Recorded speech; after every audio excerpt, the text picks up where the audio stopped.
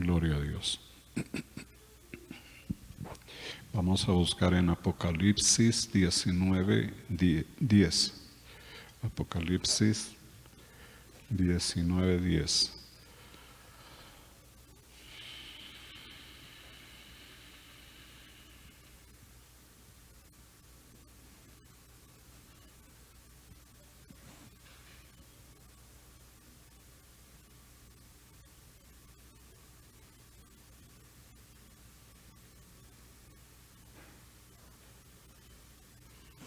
Dice: yo me postré a sus pies para adorarle, y él me dijo: mira, no lo hagas, yo soy consiervo tuyo y de tus hermanos que retienen el testimonio de Jesús. Adora a Dios, porque el testimonio de Jesús es el espíritu de la profecía. Señor, te damos gracias. En esta noche exaltamos el nombre de Jesucristo y te pedimos que nos hables y enseñes con tu palabra. En el nombre de Jesús. Amén. Me arrodillé a los pies del ángel para adorarlo, pero él me dijo: no hagas eso, pues yo soy siervo de Dios, lo mismo que tú y tus hermanos que siguen fieles al testimonio de Jesús. Adora a Dios, pues ese testimonio de Jesús es el que inspira a los profetas.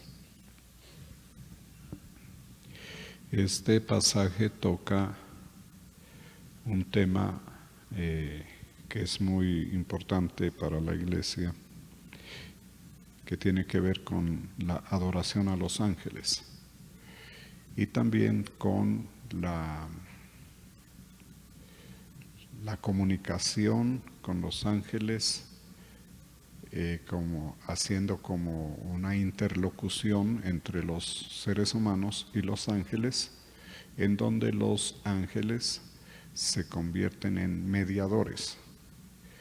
Estos conceptos son muy comunes en la sociedad en general.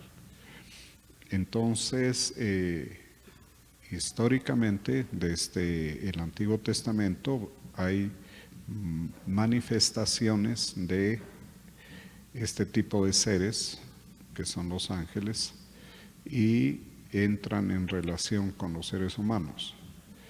Hay una forma que es bastante común, sobre todo en Génesis y en los libros más antiguos, que es la descripción del ángel de Jehová, que son lo que explican como apariciones del Señor Jesucristo antes del tiempo de su encarnación. A eso le llaman el ángel de Jehová.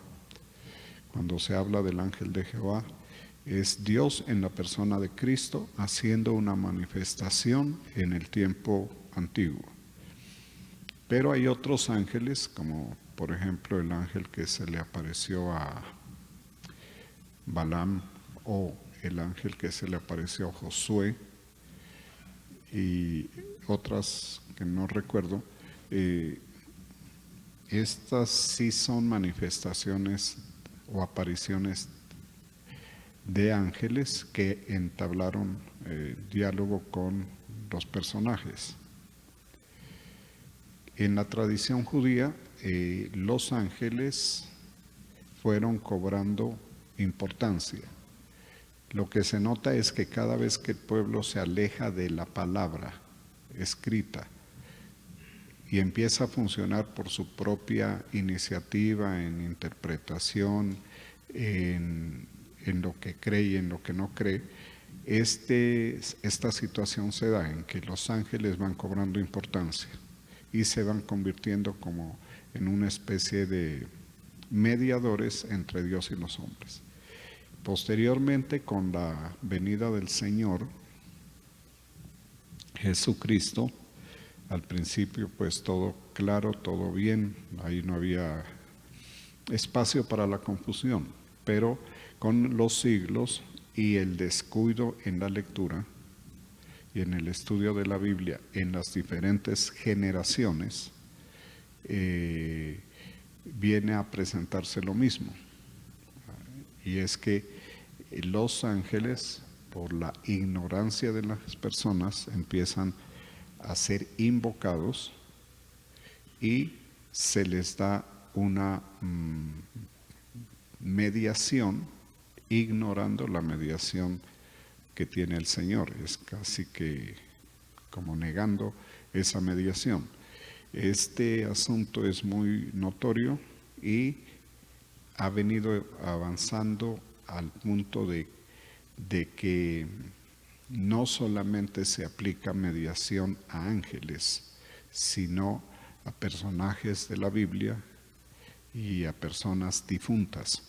El personaje de la Biblia que más se usa como mediador entre Dios y el hombre es María, la madre de la humanidad de Cristo, como debemos decirlo para que quede claro,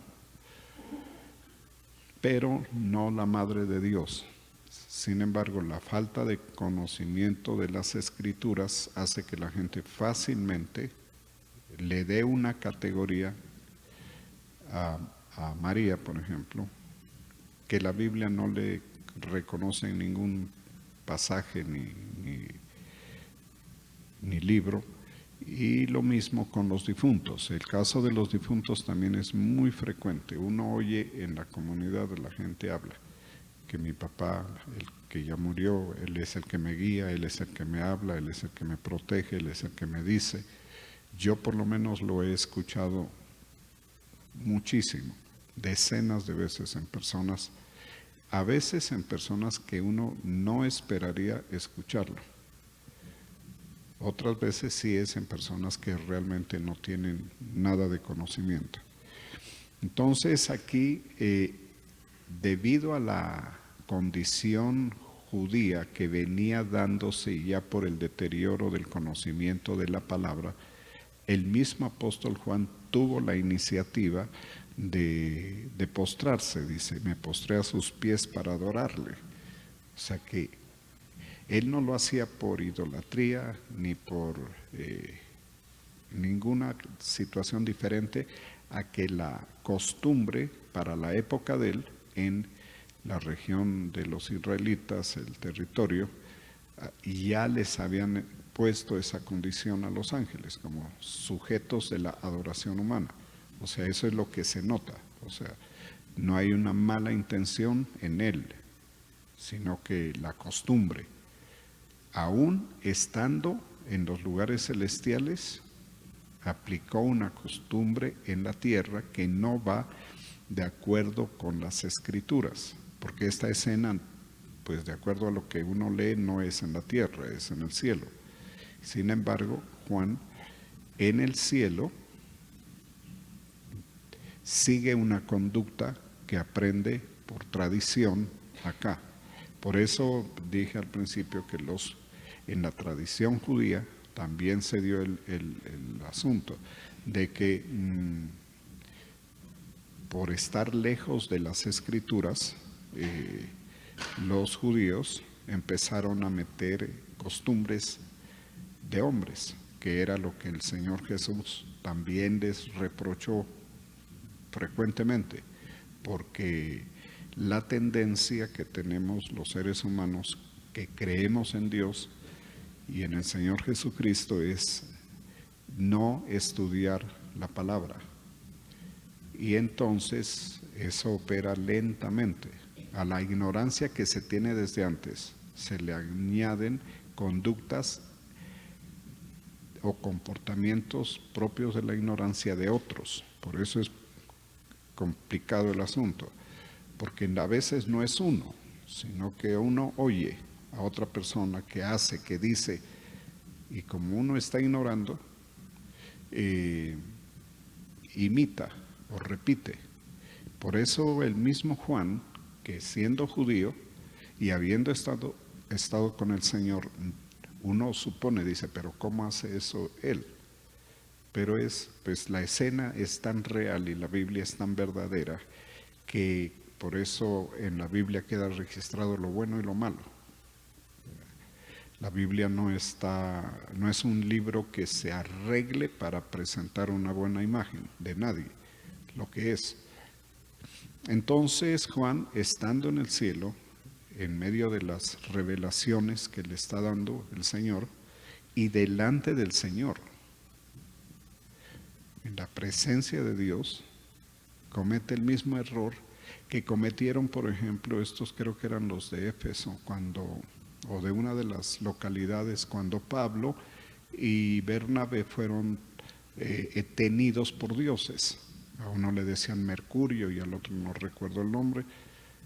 Y ellos tuvieron a estos romanos o griegos ignorantes de las escrituras, les llamaron la atención y les dijeron lo mismo. Miren, lo mismo que dice él, dice, nosotros somos seres humanos, adoren a Dios. Acá un ángel le dice a Juan lo mismo. O sea que uno tiene que ver estas escenas comparativamente y son interesantes porque ese no es problema de la gente aquí en la tierra. El problema no es la gente.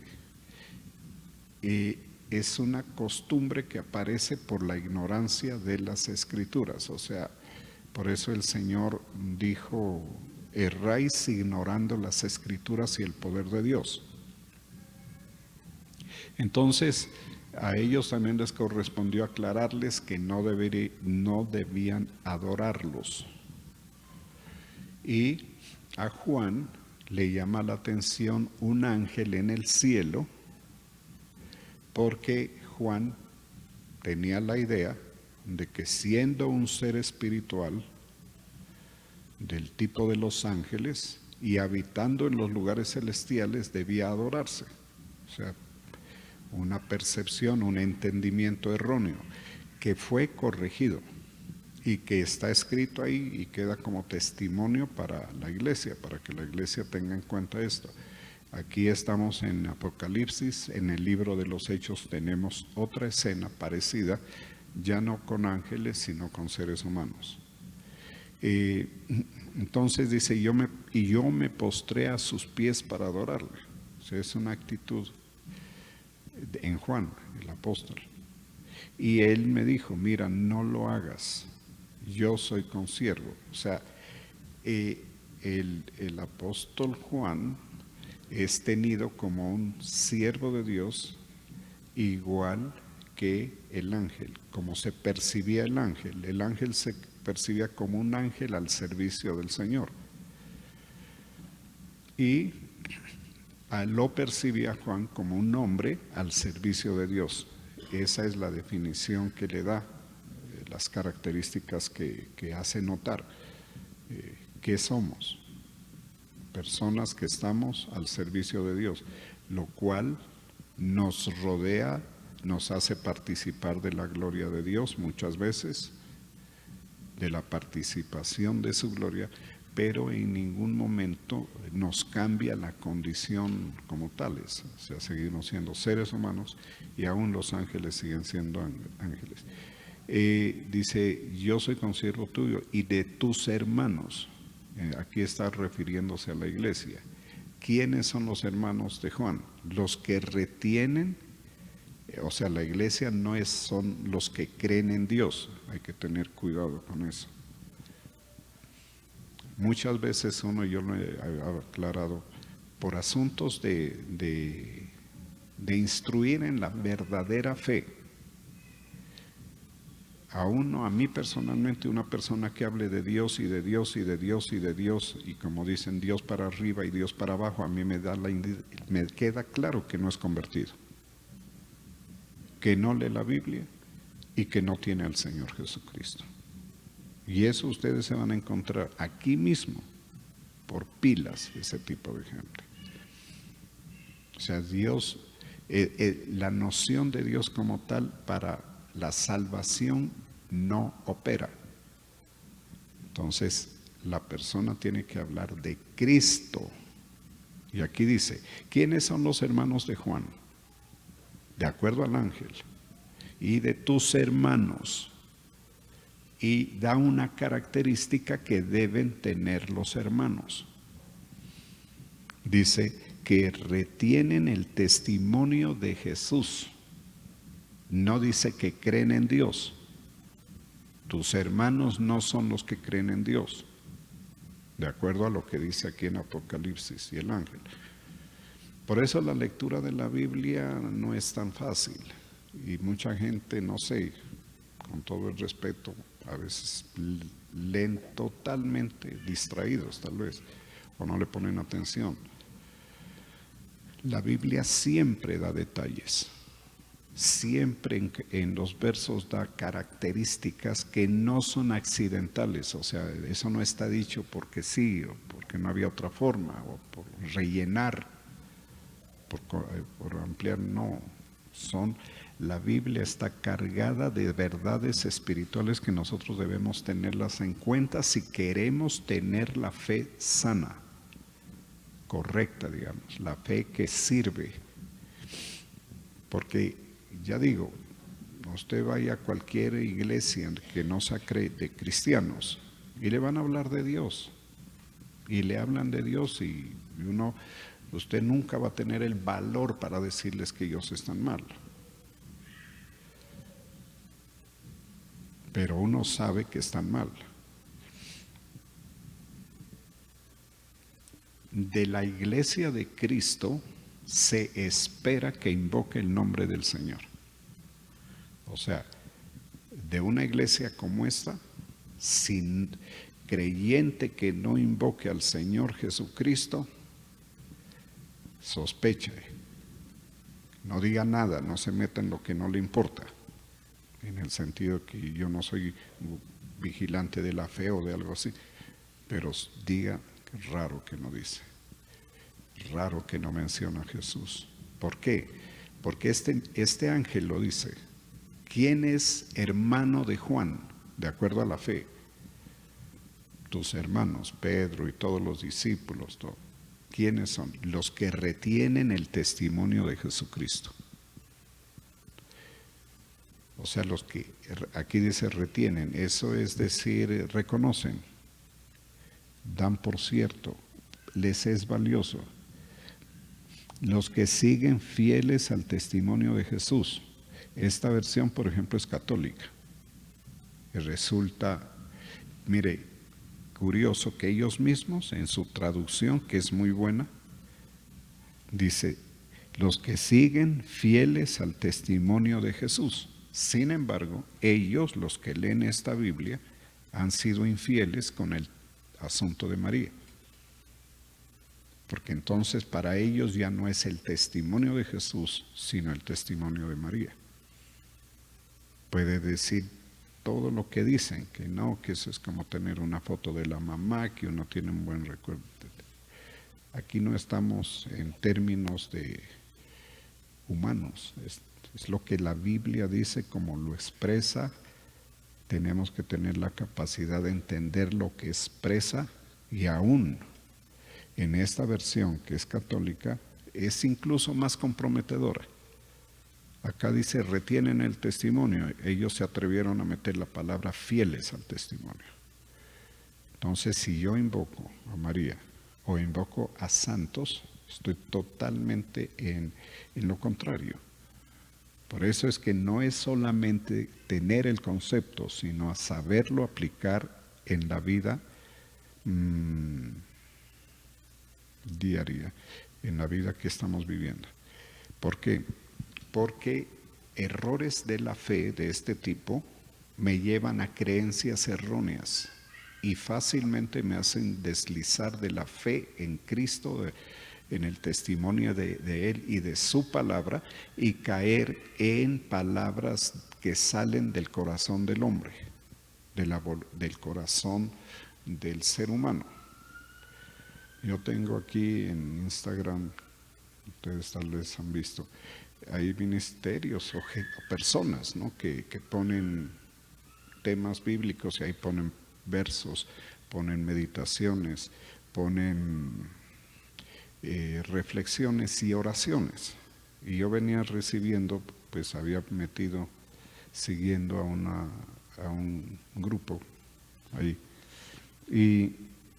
y ese sacaba para cada día una promesa, y esas promesas pues bonitas, yo no digo que son bonitas. Entonces, que ponga si me gusta, yo les ponía todas me gusta, me gusta, me gusta. Y hoy justamente me puse a mirar en detalle y no, nada que ver con Cristo. Y es decir, lo que Dios me hablaba de acuerdo a esa palabra es fantástico, fantástico. Que me van a llegar cosas, que al fin de esta semana me van a responder, me va a responder oraciones, que el final de este mes va a ser de gran peligroso. Me puse a estudiar esa aplicación, y no veía nada de Cristo, nada. Dejé de seguirla. Pero como esa no es la única que tengo, justamente al rato fui, miré, y me apareció una que esa sí dice, el verso no me acuerdo, pero me decía una palabra, y al final resulta que esa palabra es Proverbios, un capítulo y 2 versos. Y ustedes noten que la Biblia no habla con tantas promesas bonitas. Usted no va a encontrar en la Biblia la promesa perfecta, porque eso se parece más bien al horóscopo o no sé, a lo que antes sacaban para que le vaya bien. ¿No? La Biblia te habla lo que dice el Señor, y a veces hay palabra de bendición y otras veces la palabra pues nos manda a arrepentirnos, nos manda a leer la Biblia, a orar, bueno, cosas así.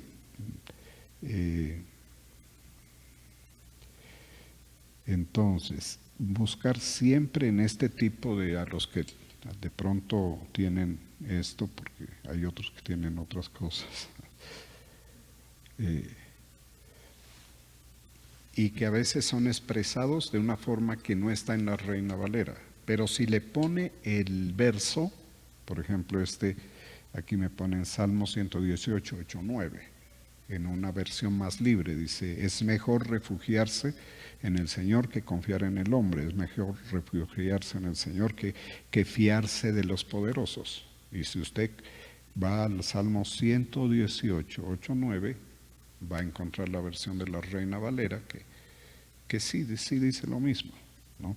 Entonces hay que tener cuidado, porque la fe es por la palabra, y si la fe no se construye por la palabra de Dios, empieza a haber problemas. ¿Me hago entender en eso? Si usted se apoya en una promesa que sale del buen corazón, de la buena intención de un ser humano cualquiera, es como decir de un profeta, pongámosle que fuera profeta, que da palabra, pero que no está en la palabra, entonces no usa la palabra, ese hombre o esa mujer empieza a sacar lo que hay aquí, deseos del corazón y emociones y sentimientos, y resulta que eso afecta la fe, nos va haciendo, es como que lo empiezan a empujar a uno, lo va llevando a otro tipo de fe, que parece perfecta, pero no está bien.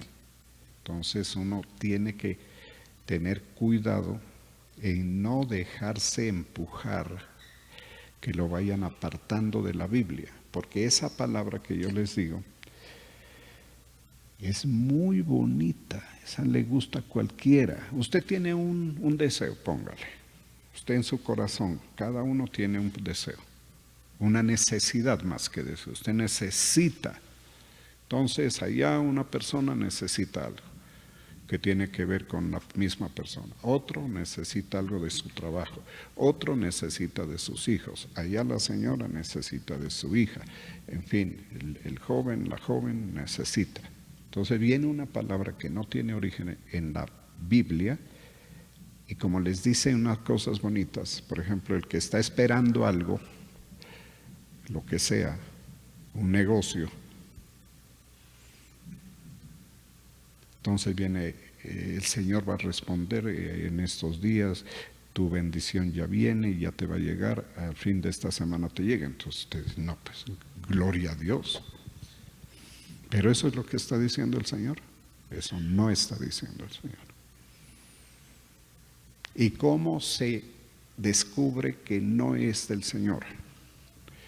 Porque tiene que testificar de Cristo, la persona. Ahora puede que alguien en un verso no ponga a Cristo, pero yo por eso me cogí todas las fotos que sacan en el último mes y medio. En ninguna aparecía. En ninguna. Ni una cita bíblica, solamente lo que esa persona, que yo no la conozco, está diciendo. Yo lo digo porque esto es muy común, muy común. Entonces hay que tener cuidado. Lo más importante que he estado entendiendo, usted viene aquí, usted recibe la palabra. Mi deber como pastor es cumplir con lo que el Señor me pide, es que enseñe, que advierta, que haga advertencias fundamentadas en la palabra sobre la vida de las personas, que la palabra edifique la fe de cada persona que me escucha. Pero para que yo logre eso, yo tengo que darle la cita bíblica. Yo no puedo salir con cualquier concepto. Yo me he cuidado bastante en ese sentido siempre, porque a veces uno lee, oye, ve. Ahora cada uno puede investigar. Antes tenían que haber unos que investigan para que nos enseñen. Usted con este aparato puede investigar lo que se le ocurra. Si quiere investigar sobre los ovnis, ahí tiene. No tiene que irse a la NASA. Cualquiera puede. Si quiere investigar un tema, lo puede. Si quiere oír predicaciones de otros pastores, las miles y miles y miles y miles. O sea, cada cual tiene acceso. Eso es la época actual. En términos generales, a mí me parece muy bueno eso. Pero en la iglesia ortodoxa, no la ortodoxa rusa, sino la ortodoxia de la iglesia, es decir, cómo es la iglesia, cómo debe ser, lo que tenemos aquí, que está funcionando. Ahí, mire, ahí está funcionando cómo es la iglesia, ahí no hay cámaras, no hay nada. Es para ustedes. En la iglesia, en la ortodoxia de la iglesia, que es la conservación de los métodos sin salirse de ellos, que tenemos ¿de quién? ¿De quién tenemos la metodología de la iglesia? ¿De quién? De Pablo. Tú dijiste Jesús. El Señor no enseñó de la iglesia. Él anduvo en las sinagogas, andaba en las plazas, andaba en los barcos, andaba con pesca. Él de la iglesia no. Por eso dice Pablo, yo como perito y arquitecto, en las cartas de Pablo, o paulinas como las llaman, está el diseño de la iglesia de Cristo. Ahí está. Hay que ponerle lectura, leer. Bueno, entonces uno se rige por eso, le conserva la cita bíblica. La cita bíblica es salvadora. Por ejemplo, esto que dice aquí. El que no le dé valor a este verso 10 que leí, es porque no quiere. Pero este sí habla clarito y resuelve la temática. A nadie se puede adorar, ni a ángeles, ni a seres humanos. Adora a Dios, porque el testimonio de Jesús es el espíritu de la profecía. Miren, la misma Biblia católica es donde mejor lo tradujeron, porque esto no se entiende, el espíritu de la profecía. Uno dice, ¿qué está diciendo ahí? ¿Qué es lo que quiere decir? Pero mire cómo dicen ellos, adora a Dios porque ese testimonio de Cristo, o sea, la predicación, la crucifixión, muerte y resurrección y ascensión, ese es el testimonio de Cristo. Es el que inspira a los profetas, y eso es cierto. Todos los profetas del Antiguo Testamento fueron inspirados por ese testimonio. Por eso los judíos sabían que un cordero iba a venir, iba a ser inmolado.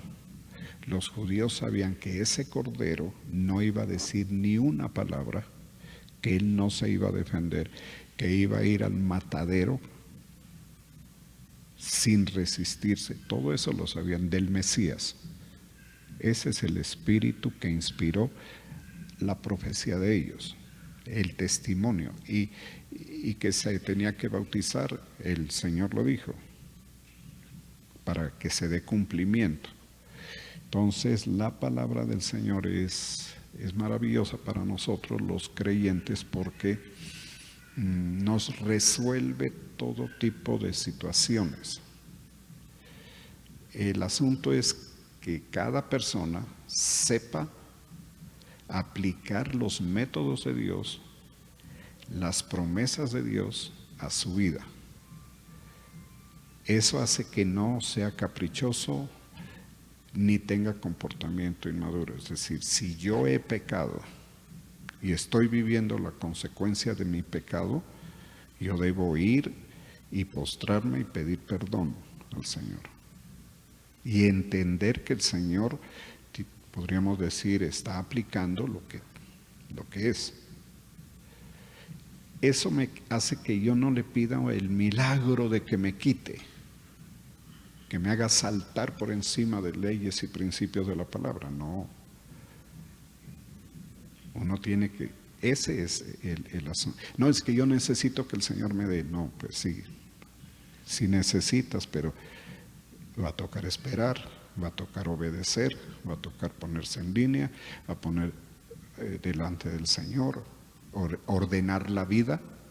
Si tengo mi vida desordenada, tengo que ordenarla. Si tengo mi familia desordenada, la palabra me dice primero ordena tu familia. Si tengo la economía manejada en desorden, tengo que ordenarla. Si la ordeno de acuerdo a la palabra de Dios, pues puedo esperar resultados conforme a la palabra de Dios, a las promesas del Señor. Entonces me salgo del cristianismo voluntarioso, caprichoso, en donde yo solamente pido lo que a mí me interesa, lo que yo quiero, y de ahí para adelante no me importa, que es el cristianismo que más se practica, ¿cierto? No, es que cada cual tiene su deseo, cada cual, que usted tiene, yo tengo, todos tenemos deseos. Entonces, ¿cómo los tramitamos? ¿Con superstición? ¿Con una fe supersticiosa? ¿O con una fe apoyada en la palabra de Dios? Con una fe que me tiene un piso, un apoyo, que es la palabra. Es decir, yo puedo aspirar a lo que sea. Por eso dice, Él concederá las peticiones de tu corazón. Pero tenemos que estar en lo que dice la palabra. Dice, no, pero esa es fácil, ¿cierto? Deleítate a sí mismo y Dios concederá. Yo digo, esa promesa es de la más difícil. Porque usted puede parecer que se deleita ante los ojos humanos, pero el Señor sabe qué hay en el corazón.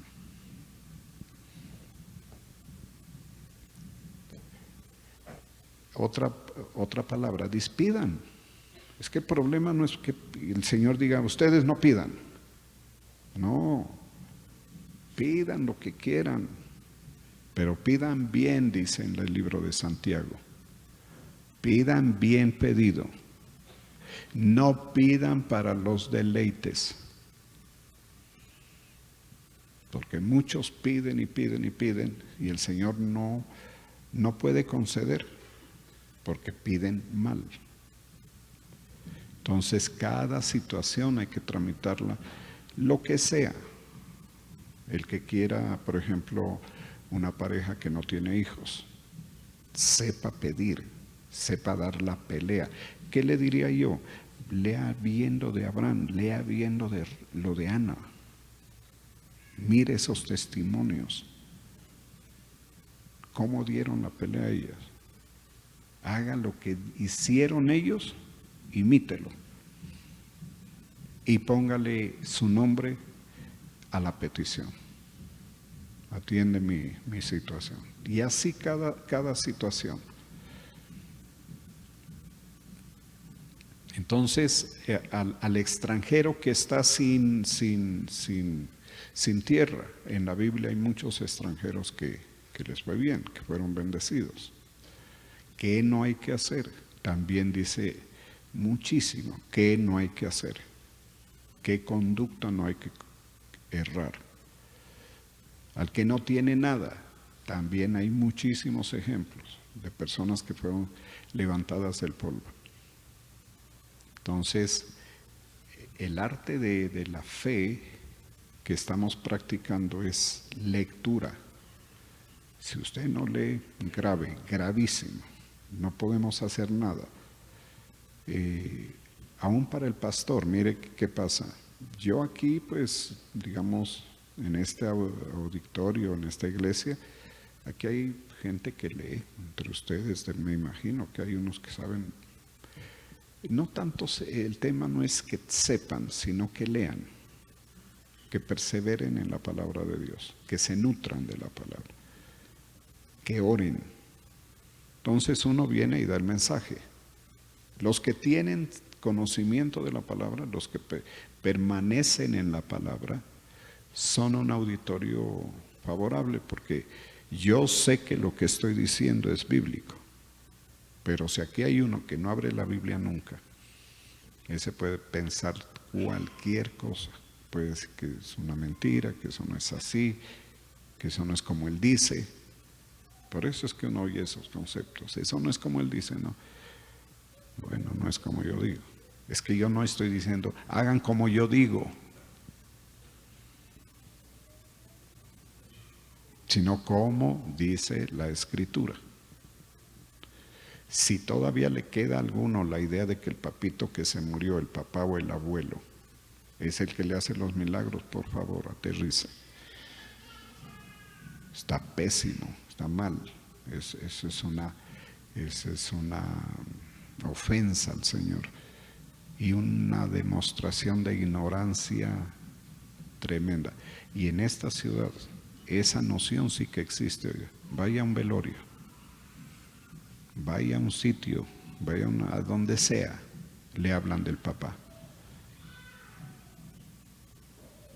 Y le dicen, le dan visiones. Si lo están operando y sale bien, dijo, mi papá se presentó en la cirugía. Otro que se estaba derrumbando en un carro que rodó 70 metros, en el momento ya salió vivo.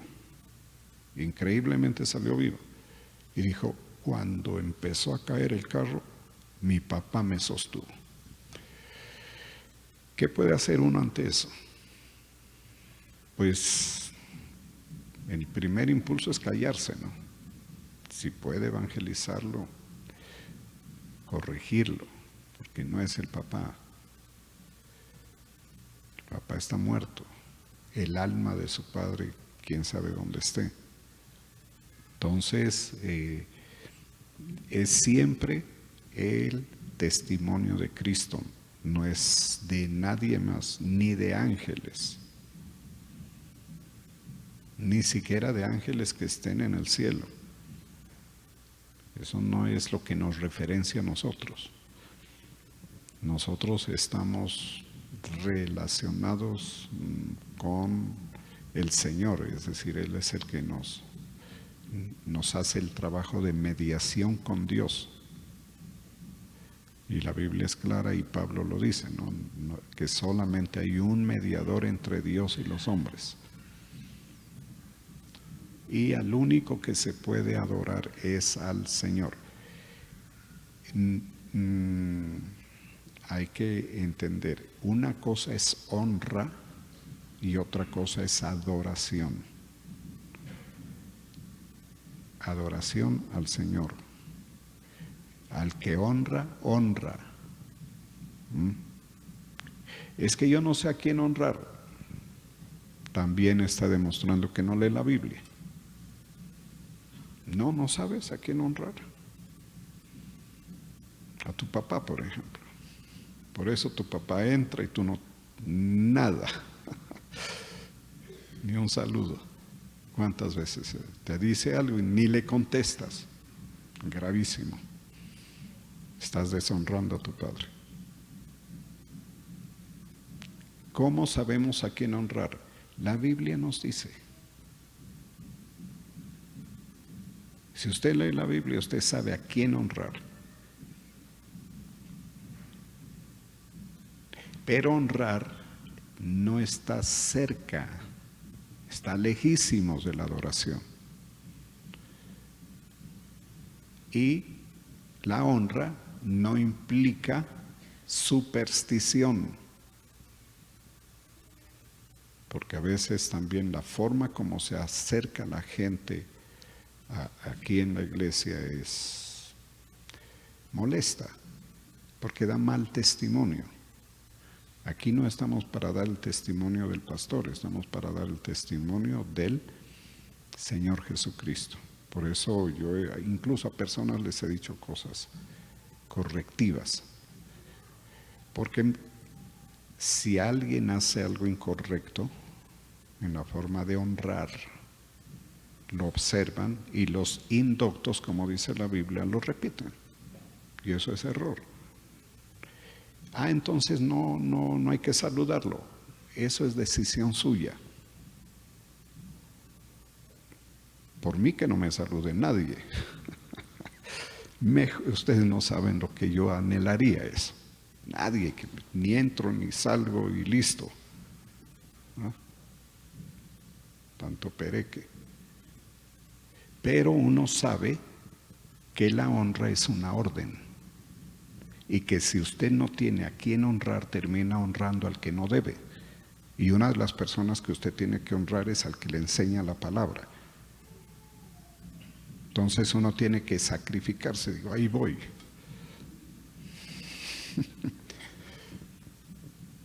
Me expongo, me someto a ese pequeño sacrificio o incomodidad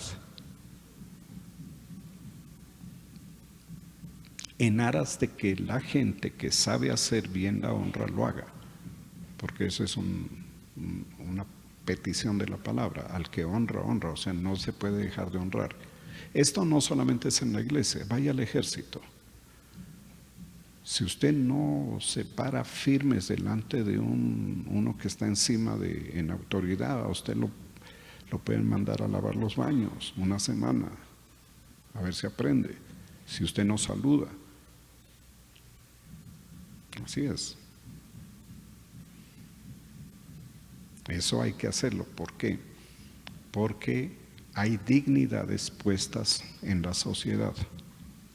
Y mire una cosa, la persona que está bajo la dirección del Señor y del Espíritu y de la palabra reconoce dignidades.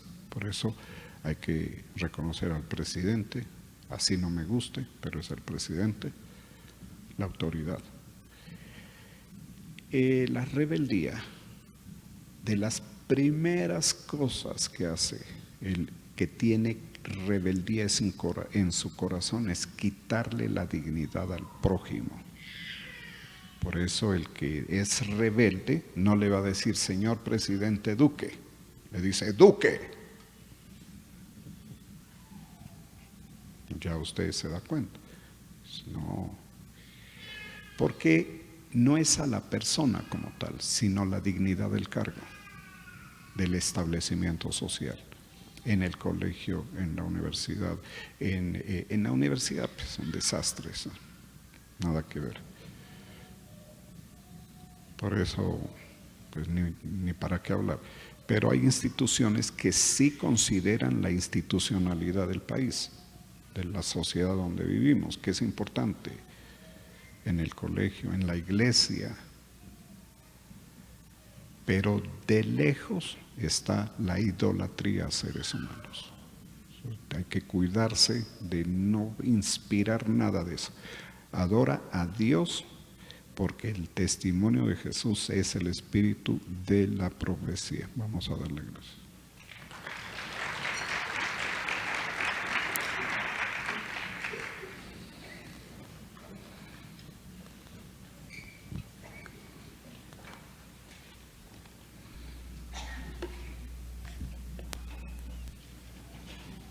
Gracias, Señor. Te damos gracias.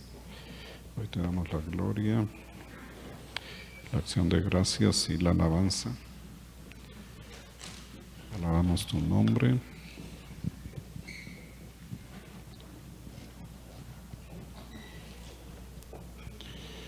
Bendigo las ofrendas y tributos de cada uno de tus hijos e hijas.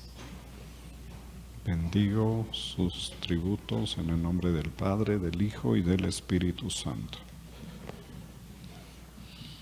Te damos gracias, Señor, reconociendo que tú eres nuestro Salvador, reconociendo que tú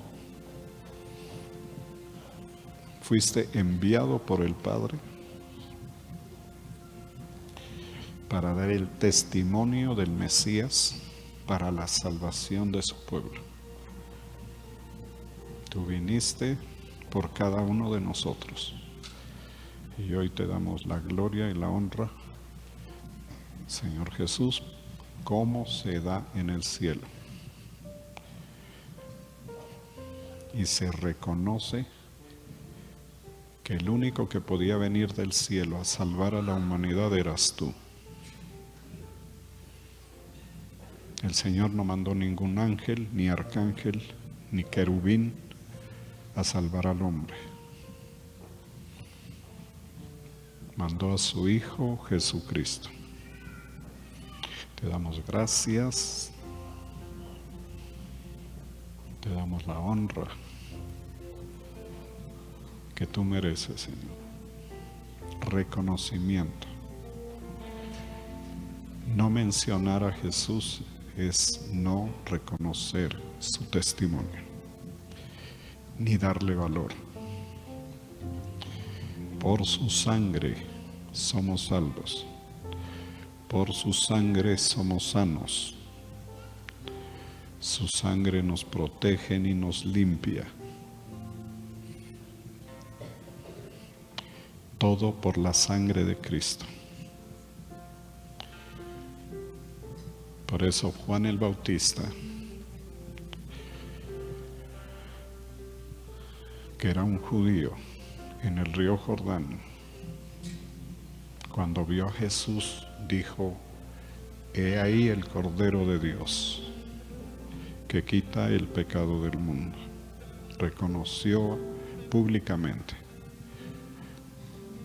Es como decirle a los judíos que estaban ahí: ahí tienen al Mesías. Ese es el Mesías, el que han estado esperando. Te damos gracias, Señor Jesús.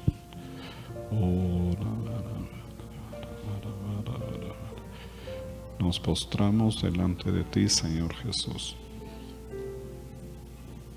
porque tú nos relacionas con el Padre. Tú hablas al Padre acerca de nosotros.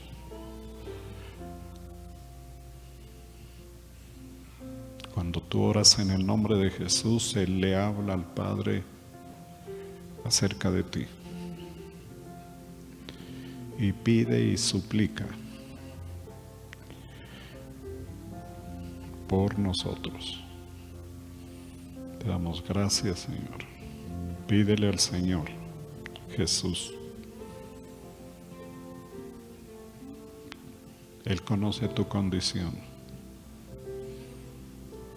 actual, tu situación.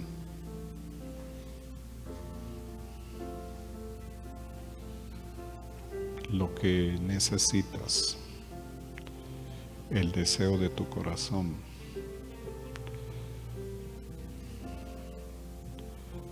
Pídele al Padre en el nombre de Jesús.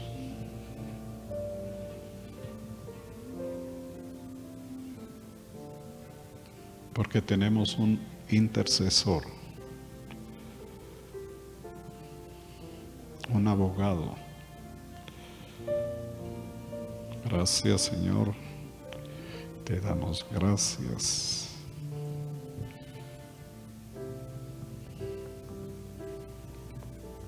Delante de ti, Señor, nos postramos,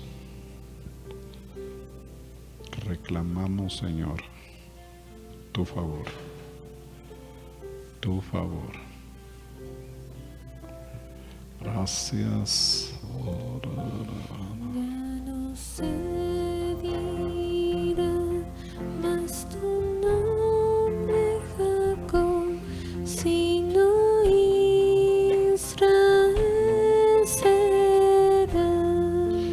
Gracias, Señor. Porque has luchado con Dios y los hombres y has vencido. Ya no se dirá más tu nombre, Jacob, sino Israel será. Porque has luchado con Dios y los hombres y has vencido. Te damos gracias, Señor. Allí un altar, el Elohe Israel lo llamó y erigió allí un altar, el Elohe Israel lo Gracias, gracias, llamó. Señor. Poderoso es el Dios de Israel. Ya no se dirá más tu nombre, Tócale, Señor, con tu poder. Jacob, sino Israel será. Ministra sus vidas, Señor. Porque